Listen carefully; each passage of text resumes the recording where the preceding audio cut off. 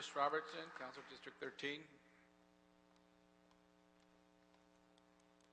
Good afternoon, Council members. Chris Robertson, Planning Director for Councilmember Mitch O'Farrell of the 13th District. It's been a long journey to stand before you today to express our strong support for this project.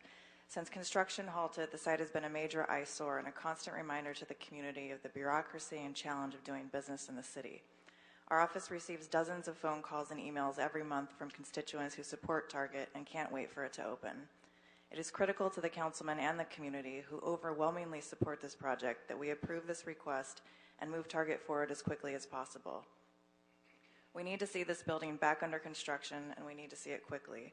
This project will bring economic vitality to an area that desperately needs it, bringing an active retail experience to one of our major commercial corridors that will serve thousands of people and bring hundreds of entry-level jobs to a socioeconomically diverse neighborhood.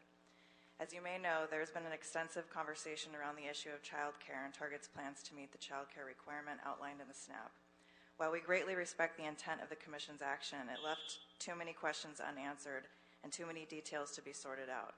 The fact is, we have a building that is half finished, and it makes no sense to delay the project from moving forward in an attempt to make a larger policy statement. As such, we have circulated an amendment to the CPC's action, which we hope that you will support. We simply aim to reinstate the language in the existing SNAP so that Target has the ability to request the use of the in-lieu fee that is currently allowed. It is important to underline that the city would not be taking an action on the use or amount of the in-lieu fee, nor is this within the purview of City Council. It may only be approved by the Rec and Parks Board.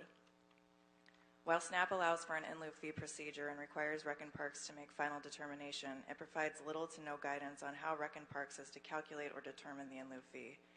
The applicant had previously submitted an in-lieu fee study. However, the city does not have the resources to review its adequacy. As such, our office worked with the CAO's office to release an RFP for consultant services to peer review Target's study. The councilman also introduced a motion authorizing the CAO to enter into a contract with the to-be-selected consultant and accept the necessary funds from the applicant so that there is no financial impact to the city. This motion was approved in council this morning. This approach will enable the project to move forward and ensure the city has the information it needs before taking an action on the use and amount of an in-lieu fee. We are confident that in the end, the project will result in an increase in child care services to accommodate the needs of the project employees. With that, we would like to thank the Planning Department, especially Blake Lamb and Shauna Bonston, for their work on this project, and respectfully urge the committee to uphold the CPC's action with the exception of the general plan amendment as withdrawn by the applicant and with the modifications that I circulated. And I'd just like to take a minute to clarify that the amendments to the ordinance would be section 6, subsection G4. And I would request planning clarify that if the committee has any other questions. Thank you very much, and I'm available if you have any questions.